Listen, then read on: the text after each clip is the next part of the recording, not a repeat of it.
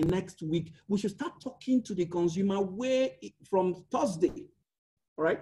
Now, Friday and now becomes a question of, so for example, a radio will be key. For example, if it was pre-COVID, okay, maybe the person is in the car, ride to work and all of that, you need to engage on radio. All right.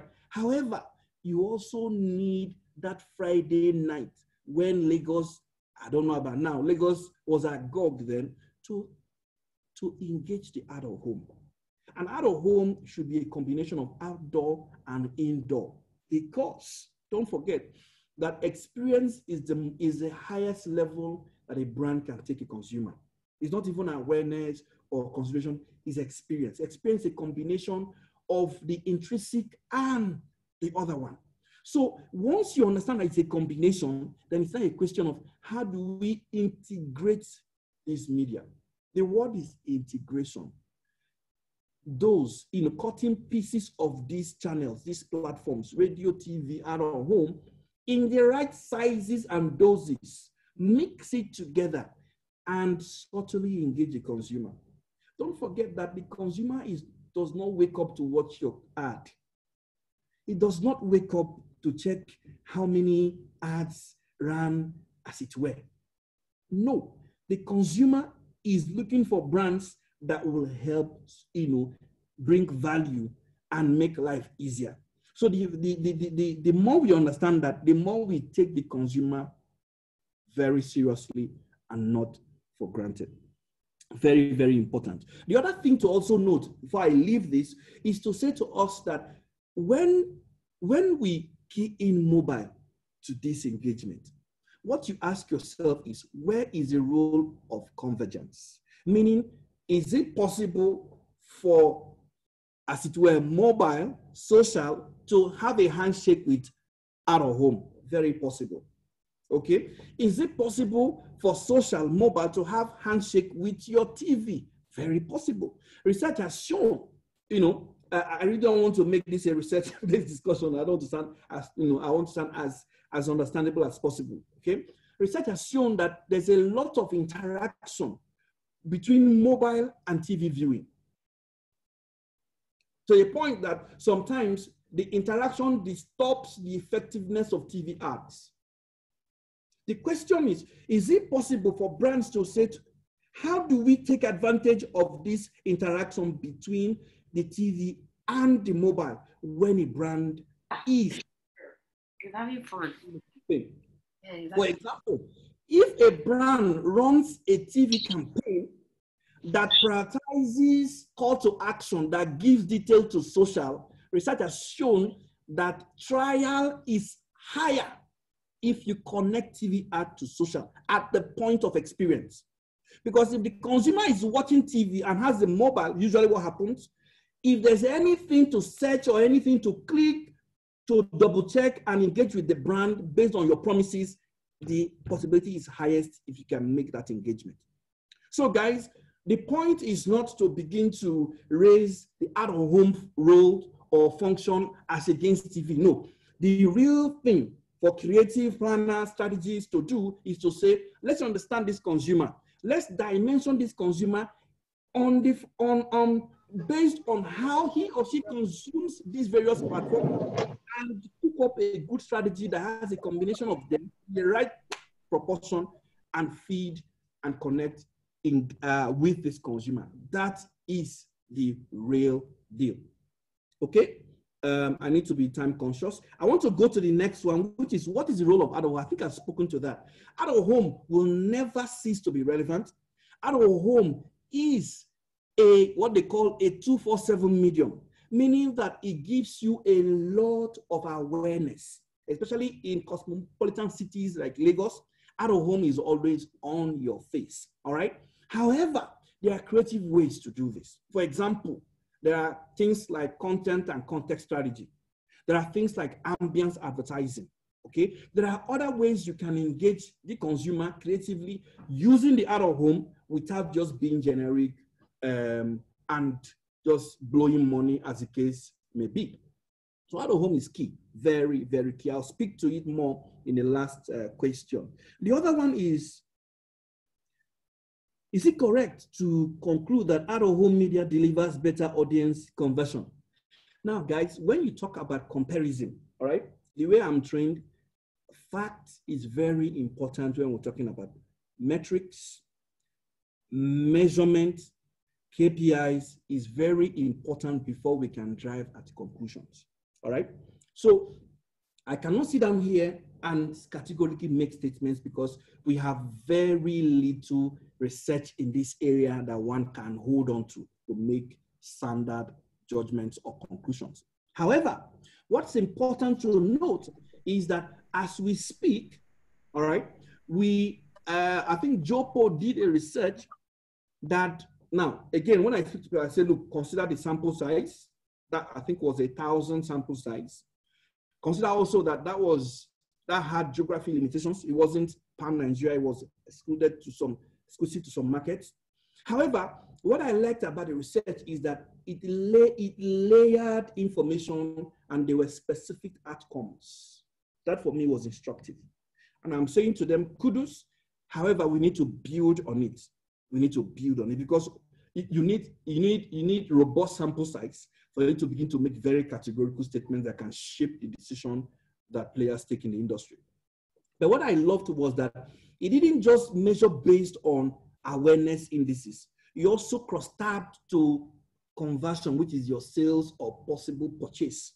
And what he's saying basically is that from what they saw, that outside of radio, out of home can actually help drive direct conversion. Now, what it means is that if you creatively deploy out of home, and I want to put a caveat, it has to be in correlation with other relevant media as derived, as important to the consumer. If you do that combination, that out of home is critical to driving conversion. Do you agree to that? I think yes, and I'll tell you the reason why. If you look at Lagos today, I think the last research I know that commuters in Lagos spend a minimum of 2 hours outside. It could be more. I know some people spend up to 4 hours outside. And what you know about Lagos traffic is that you know there's traffic, but you may not know the cost of the traffic. So you might sit in a car for like 2 hours and you get to that junction and there is really no reason why you were held up. So what it means is that people spend a lot of time on the road. The question is, how do they interact with out of home? And we know that most of the time, that purchases is usually either an outdoor thing or a mall or destination thing. So no doubt that out of home, when creatively used, can. And let me tell you this.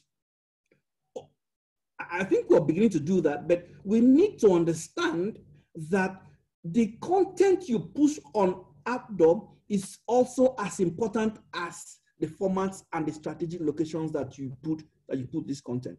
For example, when it's hot sun and a brand wants to, for example, a carbonated drink wants to advertise on out of home, you need that content more usually in the afternoon where taste or need to quench taste is high. What it does for you is that the possibility for that message to drive conversion is higher than when somebody is at home watching TV, maybe 9 p.m. and you're putting that ad. That ad can only serve for awareness. And usually awareness may not be the objective of the client. So I tell people that depending on the objective, you must understand the critical role that content, your messaging play in achieving your objective.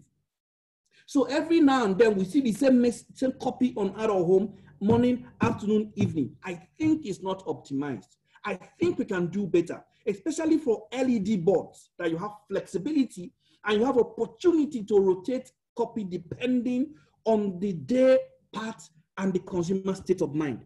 So that's opportunity where I think we need to do better, all right? You have very little options for static boards, but for LED boards, I think we need to do better. Thank Lagos State that they are doing also well with this, their the bus stop branding, the bus stop kiosks that they are building, all right? What can we do with that? For FMCGs that are into impulsive, other snacks and all of that, what can you do when the consumer is waiting for bus, most times hungry, most times looking for quick mobile pickup to eat? What can you do? Some of these brandings that we do need to speak to that person's need to purchase and feel a need. That's where and how I think we can do way better to further ensure that we get value from the investment that we make on out of home. I have more, but I'm also trying to be sensitive to our timing. So you gave me 15 minutes to do an opener. I think I've done more than 30 minutes now. So I like to pause here and get feedbacks, and I can respond to it as it comes. Thank you. Thanks so much, Jude, my very good friend. For a cerebral personality like you, I knew I was boxing you into a cage by giving you 15 minutes. I didn't expect you not to overrun the 15 minutes. Anyway, so thank you so much for that insights that you've shared with us and all nuggets that you've dropped. I believe that all the participants here, they've followed this very well so far. I'm sure that the questions will start rolling now. So for the participant, thanks so much for your time so far. Our guest has given us an opener. And once again, our topic of today, just by way of reminder, it's media and conversion. So we're looking at from the perspective of out-of-home advertising. So he has spoken broadly about media, not specifically just out-of-home. He's been able to narrow down to out-of-home for us because that's our viewpoint. That's the perspective we're looking at. And then he has told us how out-of-home can actually help in the journey of the consumers in terms of helping in the area of conversion. So, so here we are right now. We need to start sending in our questions. In the chat room, you can put down your questions, just type them out. If you also want to ask a live question from the reaction button from your side, you can raise up your hand and then you'll be allowed to ask a live question. So let me bear the cat. So Jude, you've spoken very well so far.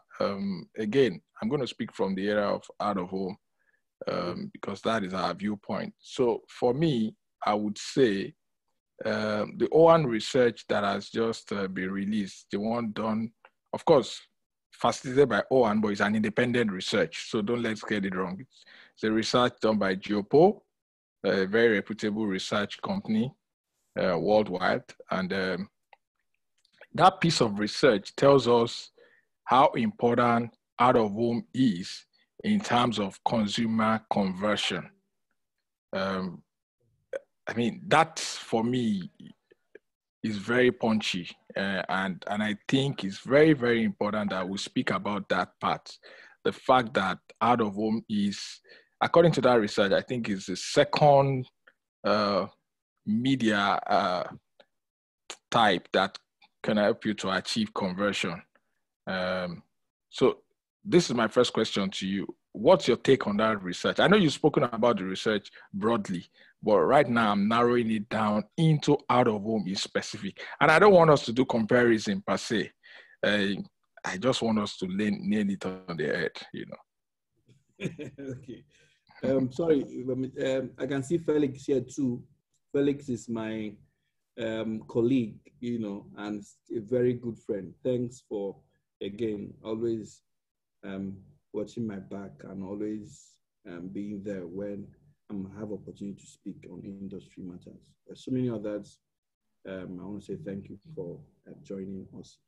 See, Babs, one of the things you know me for is that I want to be as professional as possible. I really don't want to be seen as overselling or underselling, as the case may be, all right? And when I saw this research, it was quite instructive for me, not only because I don't see researches before, but I looked at the pedigree and the reputation of the research company behind it, all right?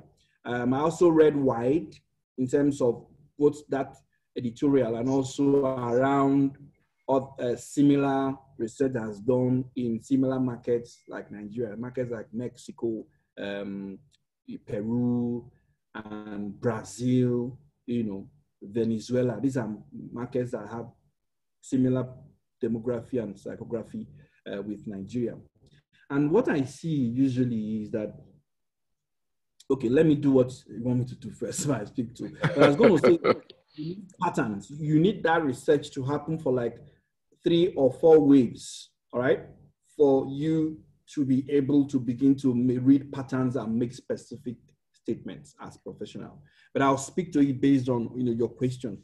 What that thing is telling you basically, all right, is that out of home is leaving the space that has been stereotyped to it by the industry for a long time, which is more of the awareness platform, to a more of conversion driver.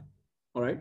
And what it means for me is for these guys to say this, they have tied their, what you call their top of mind to possible sales or conversion drivers. All right. Because you need to list this information for you to get this kind of output, which means that to some extent, this is like a step ahead of any other attempt in the market to see how advertising drive conversion or sales. So what he says is that out of home, beyond the primary notion of role that out of home has, can actually help you to drive conversion. Now, typically for both discerning or non-discerning advertiser or agency people, what it means is that, hey, you need to sit back and say, well, maybe I need to look at my budget splits, all right? Maybe I need to look at my approach to out of home versus other media and make some adjustments if it is this instructive as regards conversion. Now, I want to believe from my little experience that advertisers don't advertise because they want to be seen or want to spend money. They want to advertise because they have specific objectives that are critical to the existence and the sustainability of the business and the brand. So they are not dashing money. They are spending money with intent to have return on investment. So conversion means a lot to a consumer, to an advertiser, all right? Especially for advertisers that over the years have built awareness. There are some that have hit awareness top of mind to about 85, 90. For them, awareness on a generic note is no longer important, all right? I don't want to mention brands, all right? But they are now, if they're now going to build awareness, it will be awareness of specific either product or specific benefits or specific message that they want to sell. They say, okay, well, I want to build awareness for this, all right? But it must also have marketing objectives or sales objectives tied to it. So if I know that this platform drives conversion for me, then I have to take it more seriously. And I also told you before that taking it seriously is not just about the volume of budget I skew to it. No, it's about ensuring that you put more rigor into the technical and the data and the creative way you use this medium. Because like I said before, the message I will put on out of home in the morning shouldn't be the same in the afternoon or in the evening, depending on the brand. If it's raining, for example, all right, the message should differ than what I'm giving when it's dry, especially for LED boards, all right? So I'm saying that advertisers need to now be more scientific, much more creative, much more daring with how they handle outdoor going forward. Now, let me use the word out of home because it means outdoor and indoor going forward. For example, if you know it has the power to drive conversion, then I should take my indoor advertising much more serious. For most FMCGs today, I see that their skew of spend across outdoor and indoor advertising is over 80 to 20. So 20 in favor of out of home, in favor of outdoor, that is everything you see outdoor, outside and 20% to indoor, I will relook it again. You know why? Because purchases, for example, I use the alcoholic drink. Purchases is actually more critical at the point of consumption. Where are these points of consumption? At the bars or at the malls, places where you go to do the actual shopping or the actual buying of drink and drinking. So what I show on TV at night is not as important as what I'm showing when the guy hits the bar.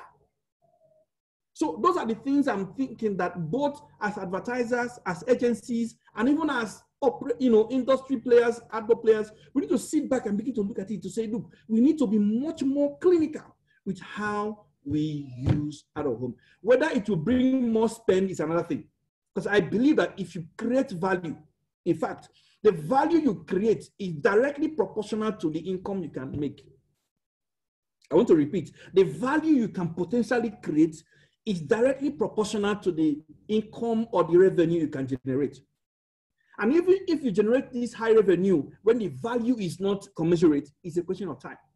Over time, you start losing those revenues because income or revenue must always go towards value. All right, I want to stop there. Babs. All right, thanks so much, Jude. Thank you so much. I mean, there's a question that came in, but it came in via private mode. And I want to believe that you've kind of answered that question. The question says, it starts with a comment. Thanks so much, Mr. Jude, for the amazing insights. In regards to what you said about LED optimization idea, a lot has to do with agencies. They need to provide the vendors with creative schedules so we can help create exposure that can generate the conversion. Good enough to have amongst us today representative of the advertisers, I mean, people that are with the clients. We have agency people here, and then we also have outdoor media owners. So I think everyone is listening. Most importantly, the advertisers who should use out-of-home medium in the way that you are proposed, as well as the agency who should engage the advertisers as regards the best usage of various platforms that we have. So having said that, there's another question that have come in again here. You also can read that in the chat room.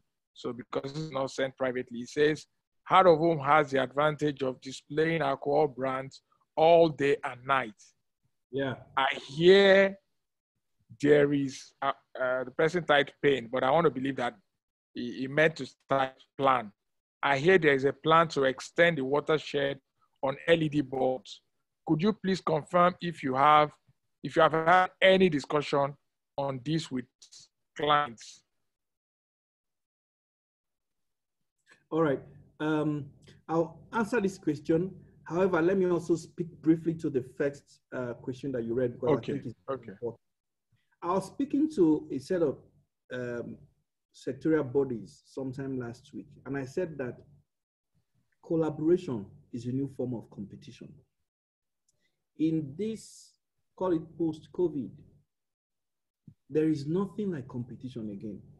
Competition are meant for people who are short-term and myopic in terms of building their business and building the industry.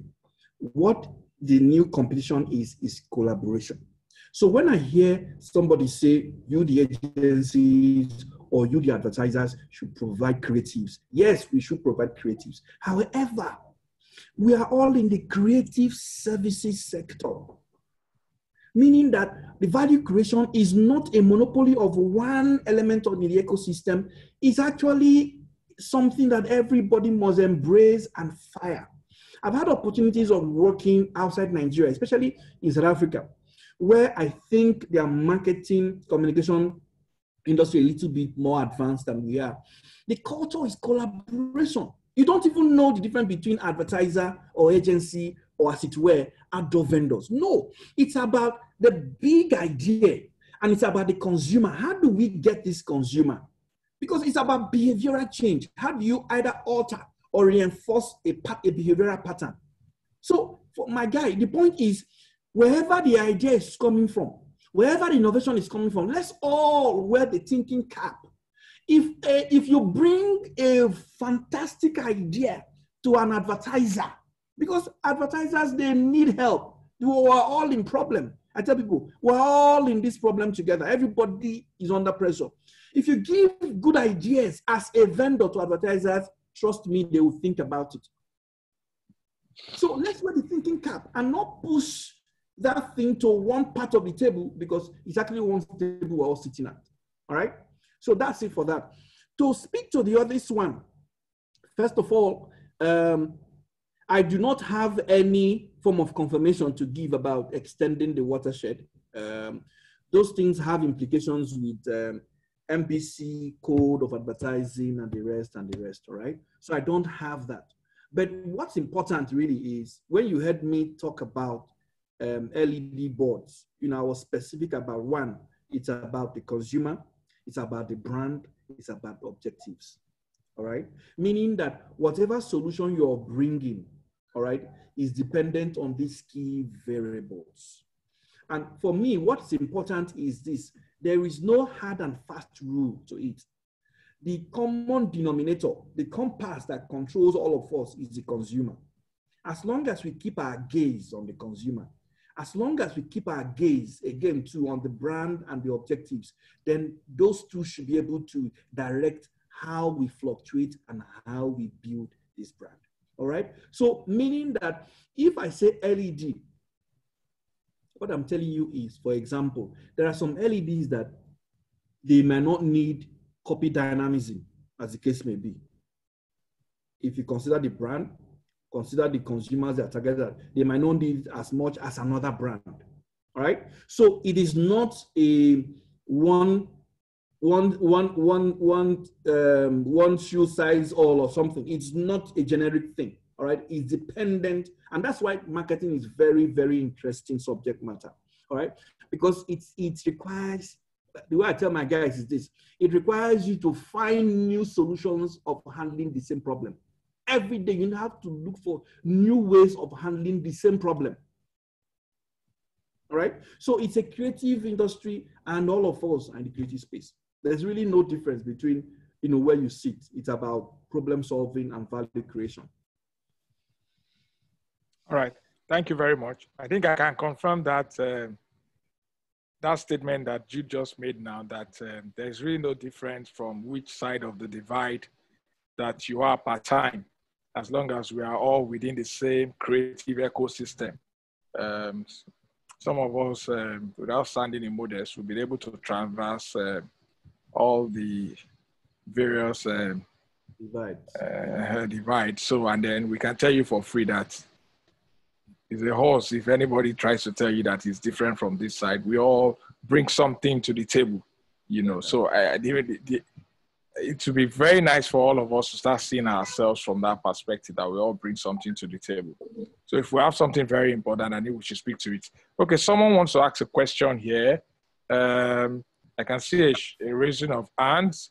One of the rules, in-house rule, is that we don't subscribe to anonymity. We want to know who is asking the question. So you might, what we're seeing here is Samsung Galaxy. So you're going to be allowed to have your video on to be able to ask that live question. And then you can unmute yourself. So that's it. So Samsung Galaxy, I've unmuted you, and then I've also request that you have your video on so you can ask your live question, except you erroneously just raised up your hands. Anyway, I think the person is no longer raising up their hands, but it's just a full name that we can see, Galaxy X7, you know. So, okay, we're still on that question and answer segment. So if you have questions, you can. If you want to ask a live question, you're also allowed to ask a live question. If there are no questions, then that means I won't be surprised in any way, because when someone has given a very good presentation, then what you then get is that you don't have so much questions coming. There's a question here, Babs. Yeah, I'm just seeing one now. Yeah. Okay. The first one is a comment. Dear Babs, can you share the recording of this? Okay, that one is just a comment. All right. The other one is from RO. You can read it as well, Jude, I guess. Most times, the buying agencies don't like to carry the media owners along in terms of collaboration. Most outdoor products in Nigeria have been underutilized because of the only best creative execution so far has been cut out. We need the buying agencies to help encourage advertisers to deploy creative and engaging campaign as we work on the technology to deploy. Thank you very much for this. It's a very deep-seated feedback from an industry player, right? And I want to openly admit that yes, it does happen, all right? And what you need to understand is, in the industry, you just like any and every other industry, you cannot remove these possibilities of underplay or of undercutting and all of that. However, what I will tell you is this, that in spite of these kind of trends in the industry, what I advise people is, please find time to locate like minds.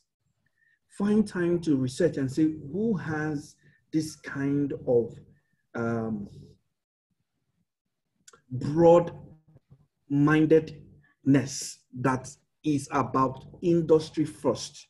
The industry first. I really don't want to go far, because if you know the kind of business potential that Nigeria exhumes across Africa, and you begin to check the advertising spend of Nigeria versus South Africa, it's a far cry. It's a far cry. Okay, Nigeria should be spending much more than we're spending in terms of a marketing spend, but it's because of some of these, undercuts and interests, personal interests, going before broad interest. So look for like minds, okay? Identify like minds, both from Advan, both from sectorial bodies, and even exclusive agencies. There are people who are actually there to collaborate with you professionally, okay, to ensure that we push out award-winning and industry-shaking initiatives, as the case may be. I've had one or two last year. I don't want to be personal, but I can tell you that those things, that if we try and do these things in different pockets, over time we'll have what we call the critical mass that can shape the industry. I also like the way that is going now. You're having young people drive the sectorial bodies. I really hope, like I know some of them, I hope that you're going to be seeing a more professional ecosystem that will support, positivity and underplay some of this kind of feedbacks that we get. But there are some good guys, there are some professional guys who also identify very good and professional advertisers who we can work together and make this pie bigger. We need this pie to be bigger, okay? I don't like, a shark in a pond. I don't like local champion. I want the pie to be big, very big, that everybody's got a part to take home. That's the best bet, all right? So I agree with you, but there's hope, because hope may not be a strategy, but hope is good to keep body and life going. I hear you. Hope is obviously not a strategy. I hear you. All right. So there's another question in the chat room. You can also read. There is need for a paradigm shift in the mindset of all stakeholders in advertising value chain. If it's customer first, and everyone on the table should share this perspective, it's only then we can have real change and win-win. All right. I can't agree less too. And then I think education, continuous learning, platforms like these, you know, the conversations keeps on going, the narrative still remains on the table. These are the things that will help us to achieve this paradigm shift across board, you know. You can take a horse to the river, you can force it to drink water. If we make these kind of platforms available, and then we galvanize people by way of reaching out and all that, and then, I mean, you still struggle to get up to 50 people to come and all that. So you know that we still have a very long way to go, because these are the enablers, you know, and then you are not being charged for it, you know. And people are exhausting their valuable time. You know, our guests come, we also put the platforms available. So I think that's the starting point. And I think it's a job for all of us to galvanize ourselves, reach out and say, oh boy, I mean, we've been having this platform. Why have you not been on it? You know, and all that, you know. And then you start to shape, you start to change the paradigm just the way you have suggested. I can't agree less anyway. So Jude, you've done tremendously well. We've done precisely about an hour. If we get you that we started 6 on the dot. Again, I'm going to reach out again to all the participants. If you have questions, if you have comments, please do, as we're about wrapping up today's live edition, Outdoor Republic live edition. So if you still have the opportunity to ask questions. And then also, I'd like to say that it's also very important for us that we should try and keep to time. We should try and keep to time, you know. This will help us to start early, and it will also help us to keep to time in terms of the time that we'll finish, you know. So if there are no additional questions, all I'll just ask from our guests is, okay, I think there's another question that has just come in now. In the spirit of collaboration, how do you think out-of-home practitioners can make inputs to creatives early enough to achieve the best use of our platforms? Fantastic question. I think it was last year, the O1 AGM. I had opportunity of speaking to O1 members, and I really appreciate that platform. And in some of my submissions, I addressed this. Now, what's important is this to Omo, the person that sent this, is to understand that your board, that board you put up there, can actually make a consumer buy a product. If you think that way first before you put that board, it will automatically begin to reset the kind of considerations and actions you will take whilst building that board and whilst marketing that board. Speak or market from a point of destination, not a point of journey. Don't tell me only how many people that can see that board. Tell me how the people that will see that brand on my board will buy your product. When you present or sell your board from the point of need, from the point of either the advertiser or the agency, is better than you presenting from your own point of view.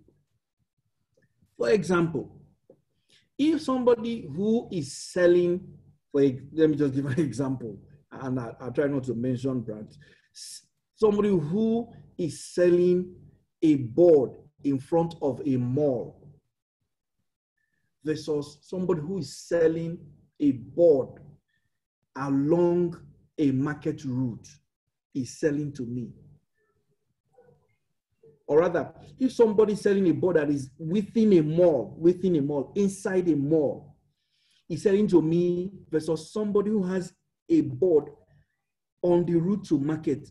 These are two different solutions that will require two selling strategies.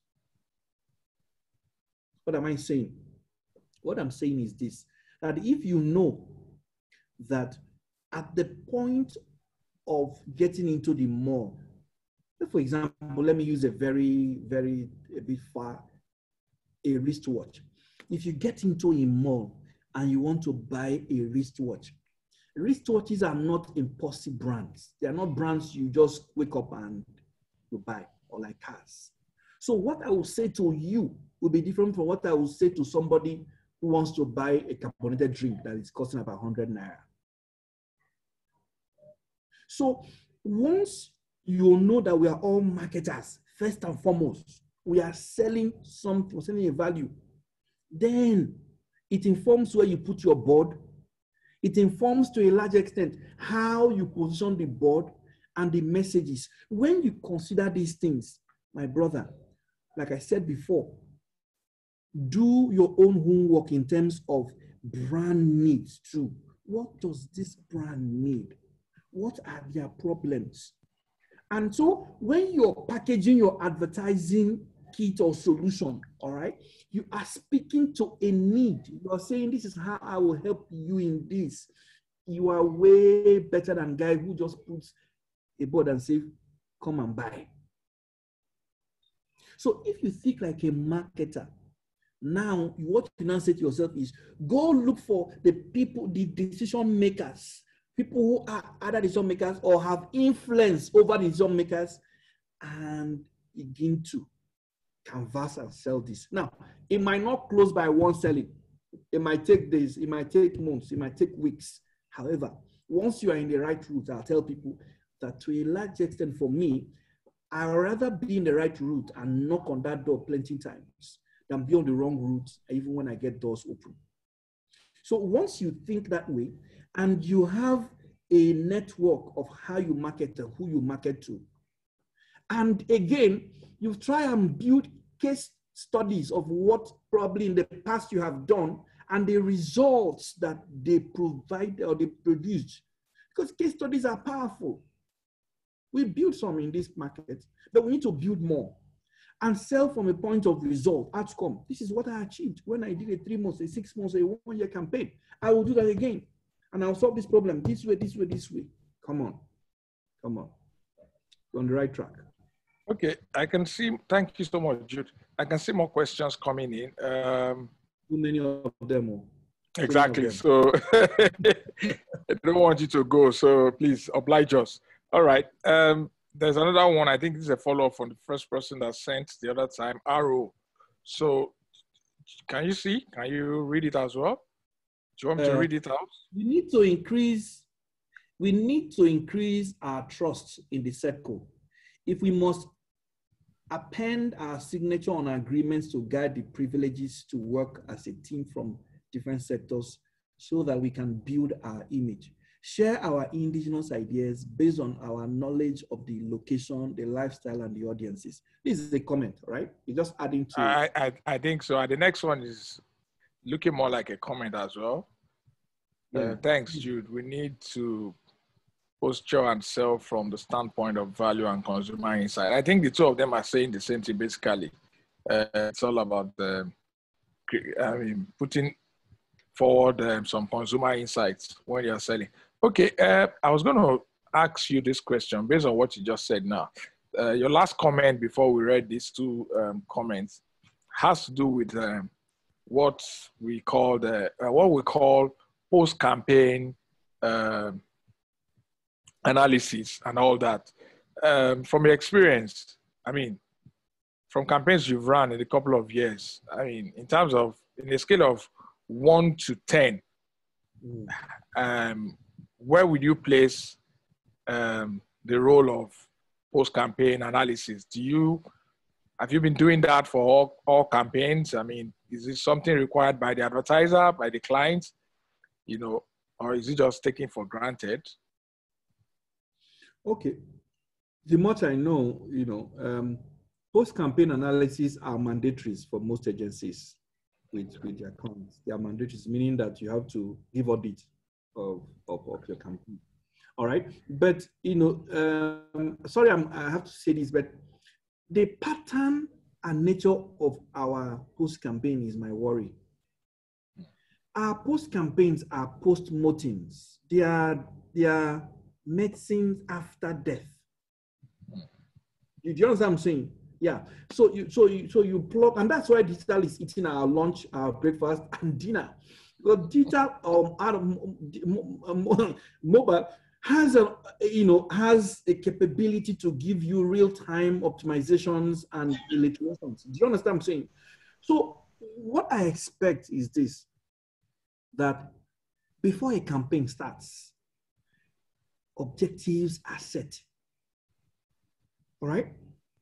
And when objectives are set, players in this ecosystem, it could be clients, agencies, and as it were, partners. I called you guys media partners, not suppliers. You guys are great guys. Without you, we can't finish the race.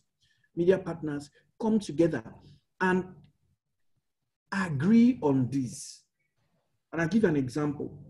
If I buy an LED board, I tell people that one of the reasons why we buy LED board is because of the impact at night. Impact at night, especially for alcoholic drinks and the rest. And so when you don't have 100% compliance on lit, or what you guys, being lit across the night, at least depending on the time we agree to, be on and all of that, it becomes a critical compromiser to the effectiveness of the campaign. If I say that once it's 7:30, I want the streets of Aki Adeshola, I want the streets of X and B to be lit with this because it's driving to point of sale. It should be. It should be, and it should be set and agreed and signed off. And what I expect is that, as it were, there should be proof of compliance, as it were, on as much as possible on a daily basis. It's possible. With your mobile and mobility and lifestyle, we can do it. I'm not wait for one monitoring report to come after 30 days or thereabout or whatever, and you're trying to fix something that is already broken. So for me, it's important. And the other way is, I have done a few campaigns where what you call campaign effectiveness tracker was set for it, meaning that we would take clear objectives on what will be the TOMA target for this, what will be, as it were, the uptake target for this, what will be the media deliverables, those targons we talk about, reach and GRPs, and we took specific objectives. And when we are done, we say, okay, fine. After 3 months, we go back to the field and go to sales and begin to lace the outcome with the initial objective and target set. Only very few. And when we do it, something, each time we have done it about, I can't remember now. One thing is clear. We can say to ourselves that these are the things we got right, these are the things we got wrong, and these are the reasons why our result was this level or that level. So this is how we're going to improve on it going forward. That is the real thing. When you send me a plan spot, actual GRP, those for me are dead figures. Because the question is, does GRP directly correlate to the sales I've made? No, until you lace everything together and you're speaking from the point of what the consumer set out to achieve. If the guy wants to sell more milk, why are you telling him your GRP, you got achieved it? You can get 220% GRPs and he's not selling his milk. You've not done the job. You might want to beat yourself, I've done my part, but I tell people, if you don't embrace collaboration, which means that let's look at the value we bring individually, ultimately from the point of the client, what does he or she wants to achieve? Whether you're creative, whether you're media, whether you're experiential, whether you're digital, if we don't cook this soup in such a way that we all look at the client's objective and achieve it, we're just playing a time game. Time game. All right. Thank you so much, Jude. I mean, I purposely asked you that question. You know, you and I, we come way back. We've worked in the same agency before, you know, and then we worked for one of the best marketing companies, brand owners in the world. or we call them a school of marketing, you know. I don't want to start dropping names here. And then, you know, all those things that we used to do. I mean, it was your forte, the bit you were handling for us there in the agency and all that. And you know how we used to immerse ourselves in it and all that. We used to go back to the trade channel to check what the campaign has done for us and all that. I've been away from that side for a while now to come to this other side. So I'm just curious to know whether such details, I know they are more sophisticated tools, more than those are dark ages. But then we got our hands salt, you know. We're so much hands-on because the number of equipment and then technology available today were not available in those days. But again, we use more of our brains then, and then we achieved so much. So I was just curious to know whether such level of details still happens these days.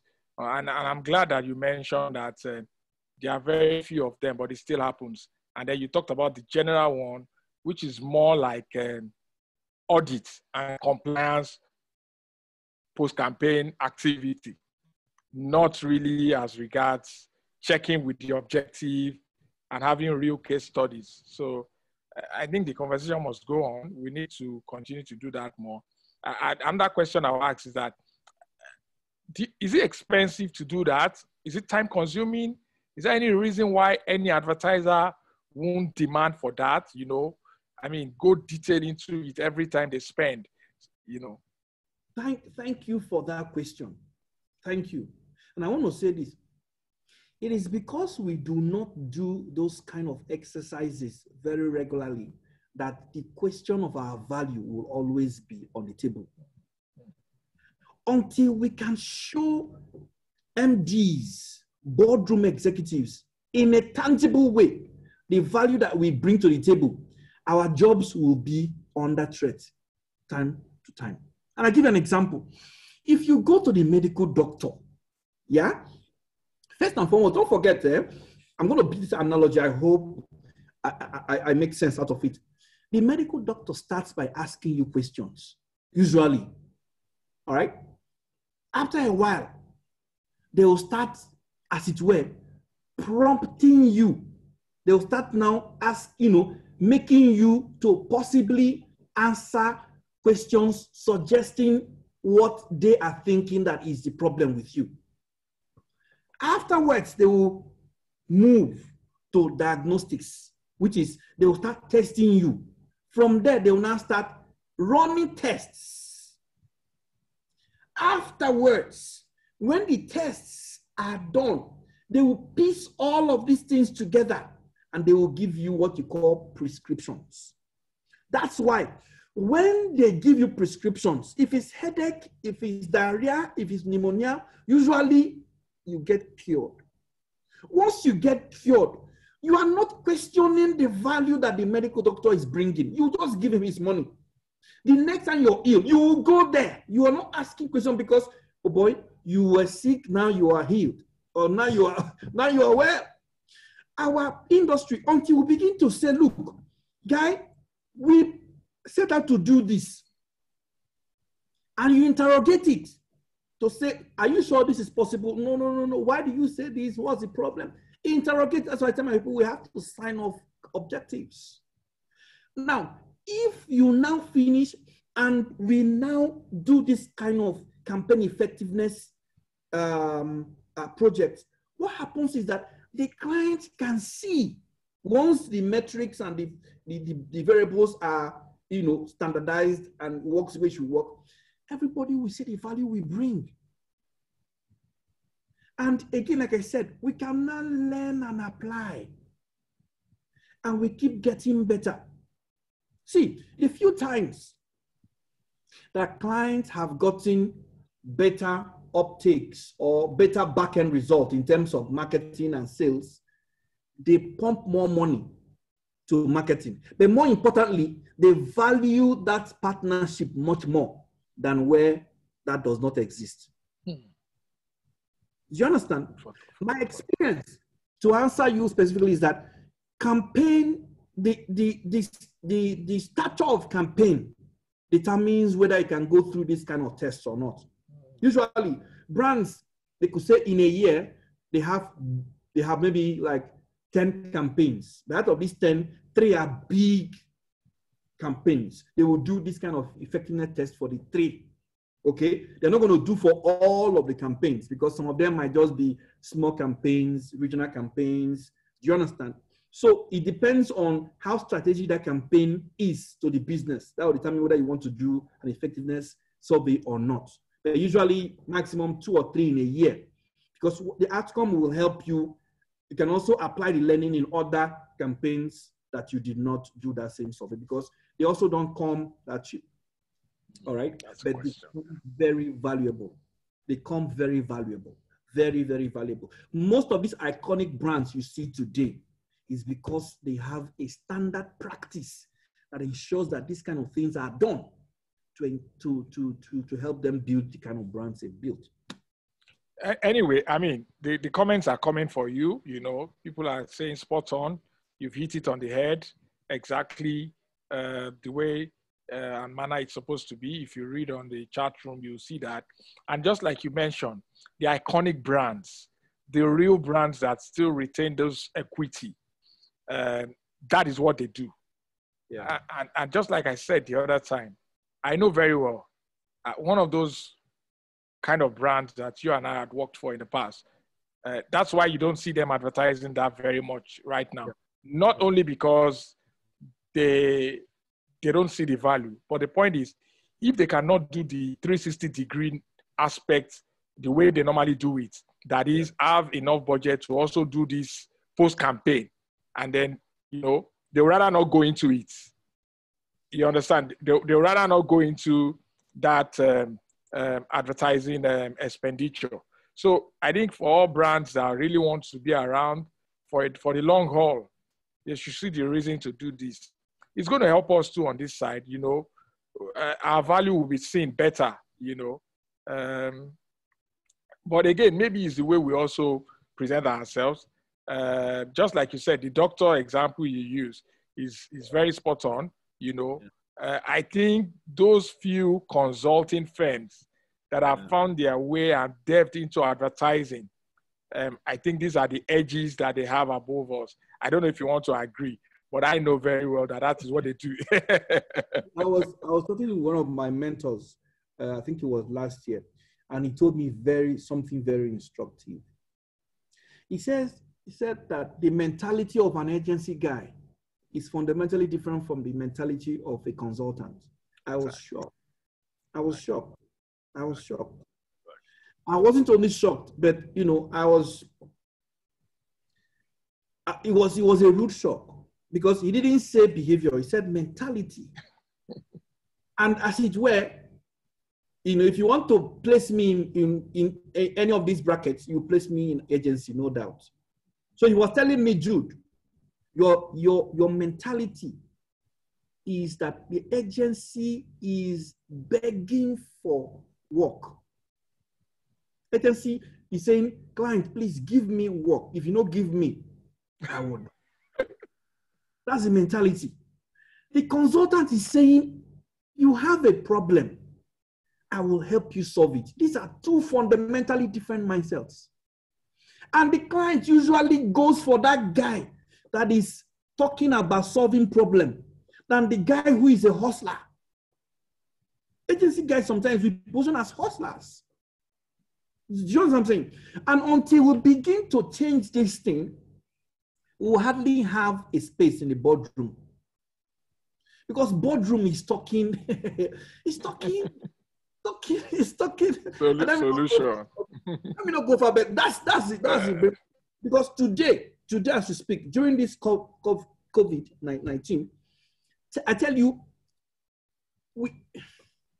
but I'm saying that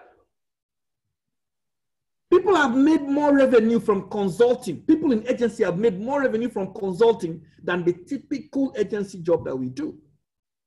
Absolutely. I mean, I can't agree less with you. And that's why I brought that up, you know, because I know very well that the consultants, we know the big 4 consulting firms, you know, they found their way into advertising. They've taken some of our businesses because of this mindset thing. And that is why I cannot agree less with Babs's comment about paradigm shifts. Yeah. You know, paradigm shift is we need to unlearn so many things to relearn new things. You know, all these fixation, mindsets, challenges, and all that. We need to unlearn them. Let me tell you something, guy. You know the funniest thing, and I say this with every sense of humility. Okay, some of the smartest guys you have. Let me use Nigeria because at least I know Nigeria more than any other market. Some of the smartest marketing guys we have in Nigeria, they are at the agency side. Some of the best solution providers we have today, they're on the agency side. But you know what? What happens is until we understand that the advertiser is now the point. Until you understand that some of these things we give to clients today as agencies, consultants charge for them. Some of the things we give to clients free of charge, and they end up paying one retainer or one commission. Consultants, if they even do as much, they charge and they get paid big money for it. It's all because of how they have positioned themselves over the years. Absolutely. Absolutely. So, before now, when you say you pay a retainer or you pay a retainer, if that retainer includes everything that you have done or you could have done in the service portfolio, everything is in that one tiny single-digit retainer. Consultants charge per hour. Consultants charge by decks. The decks that they build. Yes, it's time sheets. Time sheets. And my guy, the truth of the matter is this. I've had instances where I put up decks from agencies and decks from consultants. My brother, let's discuss offline. Anyway, from what you've said now, that leads to this particular question that someone just posted. It says, please, how do you see the damage being done by short period, 90 days campaign instead of 1 year clear plan? I don't know what you have to say about that. Even though the ones before that, you can also read them. I think they are comments. One has come from Toson. Good point you made about programmatic or digital out of home. Really value added for advertisers, optimize real time. Thank you so much, Jude. This is it. And Jude, metaphor with medical doctors was on point. These are all comments. This is a fantastic session. Easily one of the best, hitting the nail on the head in every statement.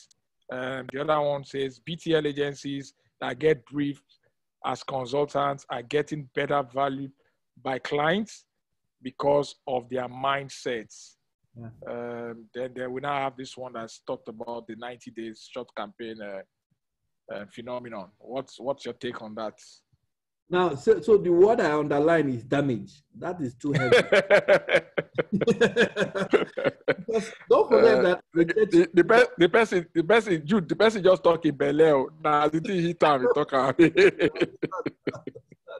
You know, the point is, you know, I said before that there are variables that are critical in all of these things. For example, objective. All right. If a brand wants to do a promo, come on. You don't expect that a promo will run for 1 year. Do you understand? So if they decide to do a quick burst and out, that's part of the strategy. That's part of achieving the project, the objective. So it's objective based, okay? And to a large extent, it has to do a lot with what is set to be achieved. So before we can give answer to specific things, we have to build a context to it. When you say 90 days, if it's a promo, 90 days is a good time to go in and come out, okay? Because you're looking for a short burst, a high impact campaign. You're compromising time, but you're emphasizing your reach, your frequency, so they can get your impact. Critical. So time is dispensable in that equation, right? But if it's a brand that wants to build long-term, okay, long-term equity over time, because 90 days is not a good thing for you. You have to look at it, how you want to do your pulse, your your bust and your pause and all of those grammar that we speak. It's going to be a combination. You might not have all the money to do full 53 weeks on air, all right? You might do 40, you might do, 30 something, you stagger it in the course. Why this one is off, one is going underneath, and all of that. There are strategies, flighting, scheduling, strategies to achieve all of this. So it's depending on objective, it depends on what we want to achieve at the end of the day. All right, thank you so much, Jude. The reviews are confirming how wonderful the nuggets you've dropped with us today are. Very insightful. I didn't expect anything less anyway. And I'm glad that you didn't shortchange the participants. That is Jude Odia for you. He's giving what he knows how to do best. So thank you so much, Jude. If there are no more questions, I think we've done an hour, 30 minutes. Time well spent. So Jude, if you have any parting word, if you do, I'll give you like 1 minute or 2 minutes to just wrap up. And after that, I'll allow our participants to unmute themselves and also make their videos available, their faces, so that you can see them live. And then they tell you the good remarks that they would love to tell you in terms of how you have done today, and they make some facial contact as well. So, parting word from you. Again, I can't be thankful enough for the opportunity. I don't think I have so much, to give. We have better resource persons in the industries, but most times you choose to hear from me. I'm very grateful to all of the guys here. Most of my friends are here. I don't want to call names now, but thank you so much for all the accolades are embarrassing. Thank you so much. I'm grateful that, whatever I said today meant a lot to you guys. I am an industry person. Like I said before, I want the best of the industry, and I know we have what it takes to get there. And so any opportunity I have to contribute, to share, I take the honor and I try my best to do it. So thank you so much. I'm always there at any point in time. Thank you, everyone. All right, thank you so much, Jude. Everyone, you are free to unmute yourself, put on your videos, make facial contact with our guest, show him some love, give him the remarks of what I has done today. More importantly, let him know that there are real people here, not just names. I didn't gather just names for you. There are people here really participating. Thank God your friends are all here as well. Thank you so much, Jude. Thank you for your time. You are well appreciated. Please unmute yourself. Thank you so much, Jude. Make comments. Thank you. Make comments. Thank you. It was a good one. Thank you. Thanks a lot.